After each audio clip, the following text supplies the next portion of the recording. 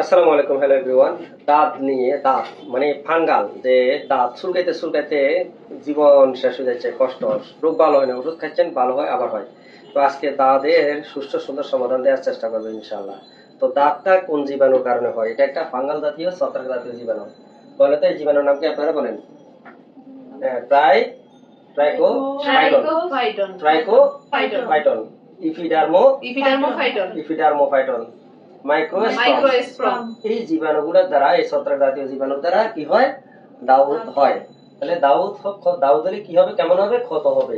ক্ষতের চারিদিকে গুটি গুটি হবে, ক্ষতের চারিদিকে গুটি গুটি হবে, রিং এর মতো। আমি বুঝাই দিচ্ছি লেখিয়া। ক্ষতের নির্দিষ্ট সীমা থাকবে, নির্দিষ্ট সীমা থাকবে। ক্ষত না, এই ক্ষতের নির্দিষ্ট সীমা থাকবে। এখানে গোল কি হবে? দাগ হয়ে যাবে, দাগ মোটা, স্কিনটা মোটা হয়ে দাউদ। ঠিক আছে, আমি স্কিনে দিতেছি, ছবিটা দেখেন, দাঁতের স্কিনে আছে দিতেছি। লালচে রঙের গুটি হবে, ভীষণ চুলকাবে।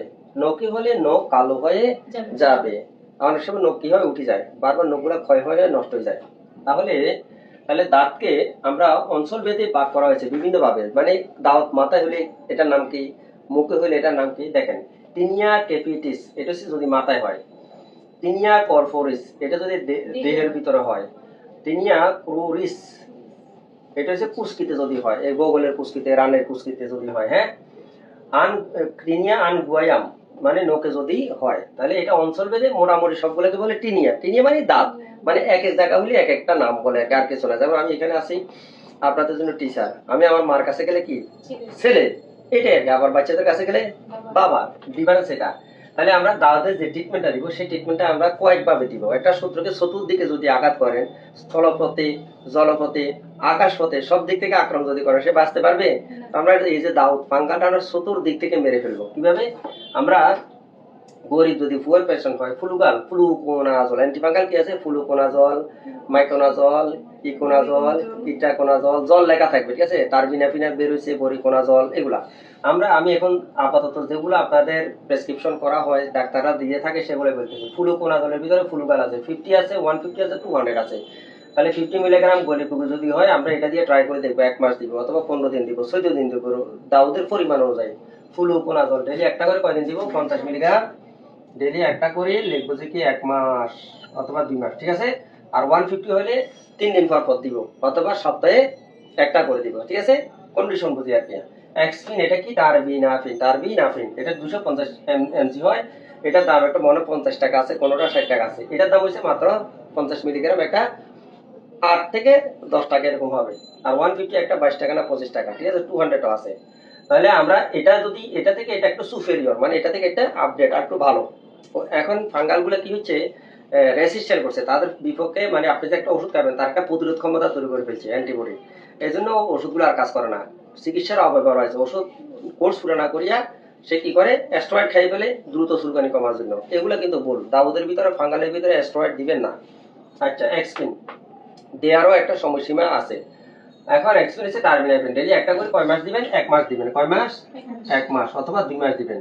দাউদ ভালো হওয়ার পরেও বলবেন যে কি, আরো কয়েকদিন বাড়াই খেতে। কিছু জীবাণু যদি থাকে যায়, ফাঙ্গাল থাকে যায়, তাহলে এটা আবার রিকারেন্ট হয়। বরিকোনাজল এসেছে সবচেয়ে আপডেট, নতুন এখন বের হয়েছে। যদি কারো দাউদের কারণে 5 বছর 10 বছর কষ্ট পাচ্ছে, টাকা পয়সা আছে, তাকে আপনারা বরিকোনাজল দেবেন। বরি অ্যাসপায়ার ফার্মাসিউটিক্যাল 200 মিলিগ্রাম হয়। এগুলো কি হয়? সিরাপও হয়, ফুলগাল সিরাপ হয়, বাচ্চাদের জন্য সিরাপ আকারে দিবেন, ঠিক আছে? তাহলে 200 মিলিগ্রাম নিয়ম কি দেখেন, সকালে 2টা, রাত্রে 2টা। প্রথম দিন কয়টা খাবে? 4টা। তারপরে সকালে একটা, রাত্রে একটা, 1 মাস দিবেন বরিকোনাজল। ইনশাআল্লাহ দাউদ ভালো হবে। এর পাশাপাশি কি করবেন? ক্রিম দিবেন। এই যে ক্রিম দিচ্ছি, ডার্মাকম অথবা কম্বিসিড, ডার্মোমিক্স, বিভিন্ন কোম্পানি হয় আর কি। এটাতে অ্যান্টিফাঙ্গাল আছে, অ্যান্টিপ্রোটোজোয়া আছে, অ্যান্টিবায়োটিকও আছে। যার কারণে সব দিক থেকে যদি সকালে দুইবার করিয়া, দুইবার যদি লাগান, দাউদ যেখানে যেখানে দাঁত আছে আক্রান্ত স্থানে, একটানা সকালে একবার, রাতে একবার, কয়দিন বলেন না? 2 মাস। 2 মাস লাগাবে, তাহলে ইনশাআল্লাহ ভালো হয়ে যাবে। আর একটা অ্যালার্জি তো হবে, খুব চুলকাবে। এই যে বললাম না, চুলকাবে, ভীষণ চুলকাবে। চুলকানির জন্য একটা অ্যালসেট দিয়ে দিব। এখন যদি আপনার কাছে আসি বলতেছে অ্যালসেট খাচ্ছি কিন্তু চুলকানি কমতেছে না, আসলে চুলকানি কমবে, পুরোপুরি ভালোভাবে কমেন না আগে। প্রয়োজনে অ্যান্টিহিস্টামিন আপনি 2টা দিবেন, সকালে একটা, রাত্রে দিবেন। অনেক সময় ডাক্তারে কি করে, ফ্লুগালও দেয়, এক্সপিনও দেয়, 2টা অ্যান্টিফাঙ্গাল দেয়। অর্থাৎ একটা না করলে আরেকটা কাজ করবে, একটা যদি রেসিস্ট্যান্ট হয়। কিন্তু আপনি অ্যাস্ট্রয়েড হুট করে দিতে, অ্যাস্ট্রয়েড দিয়ে দিলে চুলকানি দ্রুত কমে, এতে করে রোগ প্রতিরোধ ক্ষমতা কমে যায়, পরে অন্যদিকে সমস্যা হয়, আর দাল ভালো হয় না, সারা জীবন সে এটা লালন পালন করে। তাহলে আমরা ট্যাবলেট আকারে খাইলাম, এরপরে আমরা শ্যাম্পু আকারে ব্যবহার করবো। কি আছে শ্যাম্পু আকারে।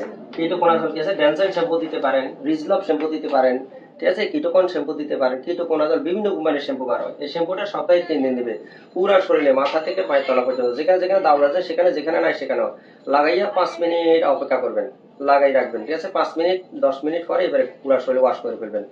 এরপরে যদি সাবান ব্যবহার করতে চান, আপনি অন্য সাবান তো এমনি ব্যবহার করতে হয়, একটা 100-150 টাকা দিয়ে। আপনি কিটোকোনাজল সাবান নেবেন, কিটোকোনাজল সাবান আছে ফার্মেসি এগুলাতে দেখবেন কিটোকোনাজল সাবান আছে, অ্যান্টিফাঙ্গাল সাবান ব্যবহার করবেন। তাহলে সাবান আকারে নিচ্ছেন, মুখে খাওয়ার আকারে নিচ্ছেন, ক্রিম আকারে নিচ্ছেন, শ্যাম্পু আকারে নিচ্ছেন। এরপর আপনি হাইজিন মেনটেন করবেন।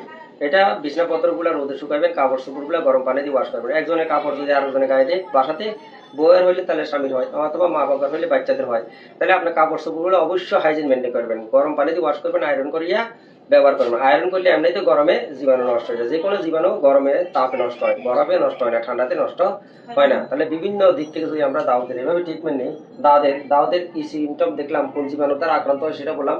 তো আজকে দাঁত এই পর্যন্ত ভিডিওটা, আরো দাঁত নিয়ে আরো বিস্তারিত ভিডিও আছে, আপনারা সেগুলো দেখবেন। যদি ভিডিওগুলো ইনফরমেটিভ মনে করেন অবশ্যই লাইক কমেন্ট শেয়ার করতে ভুলবেন না। সবাই ভালো থাকেন, আসসালামু আলাইকুম।